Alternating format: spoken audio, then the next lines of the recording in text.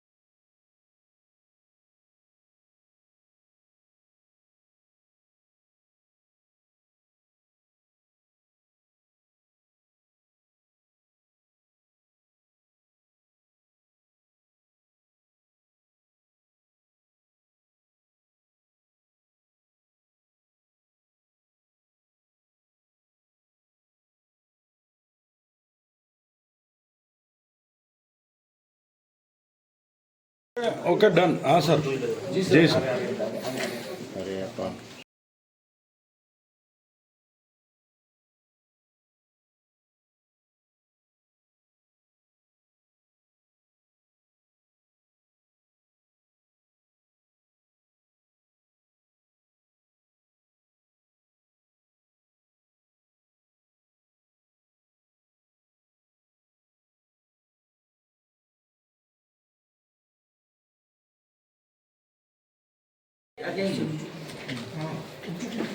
गिरनार લીલી પરિક્રમા વર્ષ 2025ના અપડેટ માટેની આજની આ પ્રેસ કોન્ફરન્સમાં ઉપસ્થિત અમારા એસપી શ્રી, ડીસીએસપી, ડીડીઓ શ્રી અને તમામ પત્રકાર મિત્રોનું હું સ્વાગત કરું છું. આપ સર્વે જાણો છો એમ આ વર્ષે જે પરિક્રમાનું આયોજન અમે કરી રહ્યા હતા એ બાબતે સંપૂર્ણ તૈયારીઓ વહીવટીતંત્ર દ્વારા કરી લેવામાં આવી હતી. છેલ્લે 25 ઓક્ટોબરના રોજ સમગ્ર રૂટનું ઇન્સ્પેક્શન પણ કરવામાં આવ્યું હતું, પરંતુ 27 ઓક્ટોબરથી જે વરસાદ શરૂ થયો અને એના લીધે જે પરિસ્થિતિ નિર્માણ થઈ છે તો એમાં ખાસ કરીને જે રસ્તાઓ છે એમાં ખૂબ કાદવ કીચડ જમા થયો છે, રસ્તાઓના ધોવાણ થયા છે, રસ્તાઓ તૂટ્યા છે. સાથે સાથે જે અંદરના ભાગમાં સીડી છે એમાં પણ લીલ જામી જવાના પ્રશ્નો થયા છે. એટલે આવી પરિસ્થિતિમાં ખૂબ મોટી સંખ્યામાં જો પરિક્રમાર્થીઓ અંદર જાય તો લપસી પડવાના, ઈજા થવાના, ફેટલ એક્સિડન્ટ થવાના પણ પૂરેપૂરા ચાન્સ છે. આ બાબતે 2 દિવસ પહેલાં પણ પ્રેસ કોન્ફરન્સમાં મેં તમામ લોકોને ખાસ અપીલ કરી હતી કે 31 તારીખ સુધી આ બાબતે વેઇટ એન્ડ વોચ કરે. આજે સવારે એટલે કે 31 ઓક્ટોબરની સવારે અમે જિલ્લા કક્ષાના અધિકારી સાથે સાથે સાધુ સંતો, એમએલએ શ્રી સંજયભાઈ, એમપી શ્રી રાજેશભાઈ, અન્ન ક્ષેત્રના પ્રતિનિધિ એ તમામને અમે લઈ અને એ રૂટનું એક ઇન્સ્પેક્શન કર્યું હતું. અને રૂટ ઇન્સ્પેક્શન દરમિયાન મેં જણાવ્યું એ હકીકત ત્યાં સર્વે જોઈ છે. એટલે આ પરિસ્થિતિમાં લોકોની સેફટી અને સિક્યુરિટી માટે રાજ્ય સરકાર, જિલ્લા વહીવટીતંત્ર કટિબદ્ધ છે. લોકોને કોઈ મુશ્કેલી ન સર્જાય એટલા માટે એક સર્વગ્રાહી અને એક મૂલ્યાંકન કરી અને આપસી સહમતિથી, તમામની સહમતિ સાથે એવો એક નિર્ણય કરવામાં આવ્યો કે આપણે જે દર વર્ષે લીલી પરિક્રમા યોજીએ છીએ એવી રીતે પરિક્રમાનું આયોજન આ વર્ષે કરી શકાશે નહીં. પરંતુ રાજ્ય સરકાર અને જિલ્લા વહીવટીતંત્ર લીલી પરિક્રમાની આ જે વર્ષો જૂની પરંપરા છે, લોકોની જે ધાર્મિક આસ્થા છે એનું પણ સંપૂર્ણ સન્માન કરે છે.